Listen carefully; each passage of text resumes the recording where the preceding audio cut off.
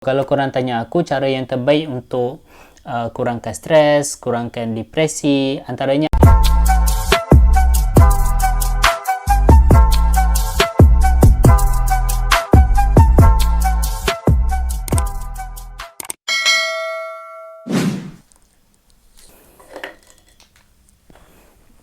Assalamualaikum, hi, welcome back to my channel. Nama aku Asman Omar, aku merupakan seorang pelajar kaunseling. Dan dalam YouTube channel aku ni, aku akan berkongsi dengan korang semua perkara-perkara yang berkaitan dengan kaunseling dan kesihatan mental. Jadi kepada korang yang masih lagi belum subscribe YouTube channel aku, korang boleh tekan butang subscribe di bawah. Dan jangan lupa untuk tekan butang loceng itu sekali untuk notifikasi video-video baru aku selepas ini. So dalam video yang lepas aku ada berkongsi dengan korang semua video berkaitan kenapa penting kita kena jaga kesihatan mental. Kepada korang yang belum lagi tengok video tu, aku akan letak link dekat atas, so korang boleh tengok dekat situ. Dalam video kali ini aku akan berkongsi dengan korang semua tips-tips berkaitan penjagaan kesihatan mental. Dan tips-tips yang aku nak kongsi dalam video kali ini, sebenarnya korang boleh google je, banyak je dekat Google yang korang boleh tengok, korang boleh baca sendiri. Tapi untuk video kali ini aku akan pilihlah beberapa yang aku rasa penting dan aku rasa benda tu patut untuk berkongsi dengan korang semua. Aku akan kongsi dalam video kali ini. Ada 3 tips aku nak kongsi dengan korang semua untuk video kali ini. Aku nak berkongsi dengan korang semua banyak lagi tips, tapi aku rasa dalam satu video tak cukup sebenarnya untuk aku cakap banyak tips. Sebab aku kalau boleh video-video aku tak nak panjang sangat. Dan aku akan sebutlah beberapa tips yang aku rasa penting dan jom kita start. Tips yang pertama iaitu tidur yang mencukupi. Mesti korang pelik kan, apa benda tidur dengan kesihatan mental kan? Nak senang fahamnya macam ni lah. Kalau kita kurang tidur, kita akan kurang tenaga. Sebab antara fungsi tidur ni, dia akan recharge balik tenaga kita yang kita guna dalam kehidupan seharian kita. Dia macam, aku analogikan charge tenaga ni macam handphone lah. Handphone semakin lama kita guna, semakin kurang lah bateri kan. So macam tu juga dengan badan dan otak kita. Badan dan otak kita akan letih lah buat kerja seharian. So waktu malam lah masa yang terbaik untuk dia recharge balik segala tenaga yang kita guna pada waktu siang. Antara kesan seseorang tu kurang mendapat tidur yang secukupnya, antaranya dia akan cepat marah, dia akan cepat melenting.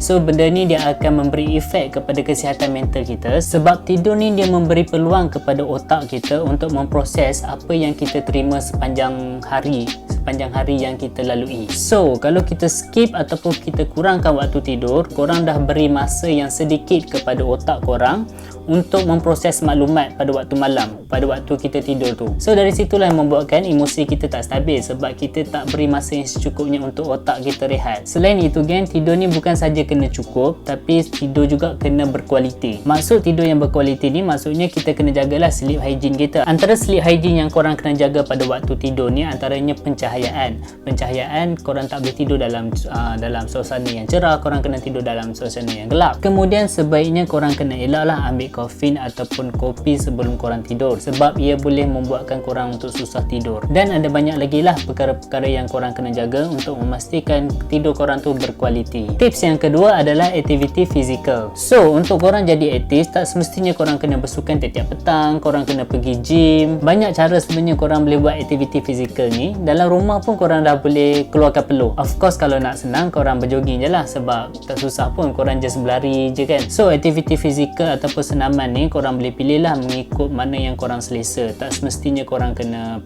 kena bersukan, kena berjoging. It's depend on you. Senaman ataupun exercise ni kita selalu kaitkan dengan kesihatan fizikal. Contohnya nak kurus mesti kena senaman. Tapi sebenarnya aktiviti fizikal ni penting juga untuk kesihatan mental kita. Masa aku sekolah dulu, ada satu pepatah Arab yang aku still ingat sampai sekarang, iaitu Al-Aqlu Salim fi Jismi Salim.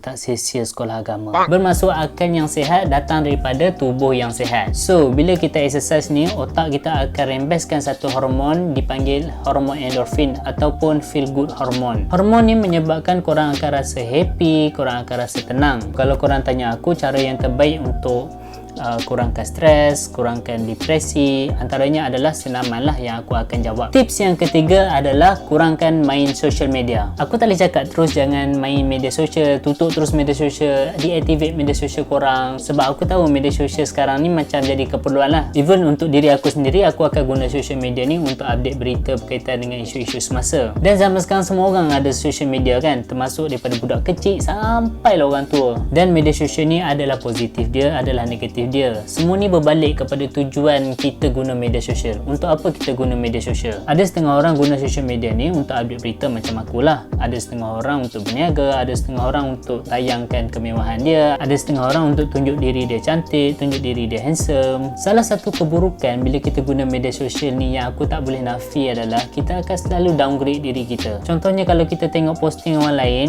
kita akan rasa yang orang lain tu akan cantik ataupun handsome daripada kita. So kita akan cuba bandingkan antara kelebihan dia dan kekurangan kita. So dari situlah kita akan rasa low self esteem ataupun kita akan rasa kurang menghargai diri kita sebab kita tengok orang lain lebih baik daripada kita. Dan membandingkan kehidupan kita dengan kehidupan orang lain dalam media sosial ni sebenarnya membuatkan kita tak bersyukur dengan apa yang kita ada. Dari situlah sebenarnya social media ni memberi keburukan kepada kita. Dan antara lain keburukan media sosial ni adalah cyberbully. Contohlah korang post diri korang dekat media sosial kan, kemudian ada satu komen yang mengutuk korang. Dia cakap korang tak handsome, dia cakap korang tak cantik. Sebab kebanyakan orang dekat media sosial ni dia tak berani untuk cakap depan-depan tau. Dia akan cakap melalui komen macam ni, dia akan buat fake account. So benda-benda macam ni lah yang korang kena bijak untuk kawal dalam media sosial. So kalau korang yang jenis hati tisu, tak boleh terima kutukan-kutukan, tak boleh terima cemuhan yang macam ni, korang kawal lah penggunaan media sosial korang supaya korang tak terkesan dengan komen-komen negatif daripada orang di media sosial. So secara kesimpulan, korang lah yang bertanggungjawab dengan kesihatan mental korang. Kalau boleh, elakkan diri korang daripada perkara-perkara yang boleh menjejaskan kesihatan mental korang. Dan aku harap 3 tips yang aku kongsi tu dapat memberi insight kepada korang untuk menjaga kesihatan mental dengan lebih baik. Kalau korang ada nak tambah tips-tips berkaitan dengan penjagaan kesihatan mental,